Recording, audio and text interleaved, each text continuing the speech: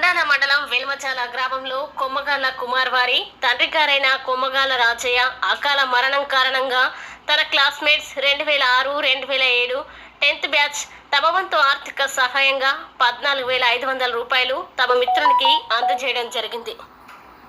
కచ్చిగాళ్ల మధు, గురుకు ప్రశాంత్, సింగారం రమేష్, గడ్డం సుభాష్, కొమ్మగాళ్ల వెంకటేష్, కోలా నాగరాజు, సంగి సతీష్, తైదల శరత్ బాబు, పంజాల శివకృష్ణ,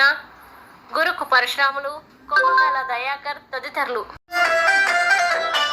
ఎండలోంచి వచ్చి ఎదబరువు ఆయన సల్ల సిమటాలొచ్చి మంచాన కూసుండి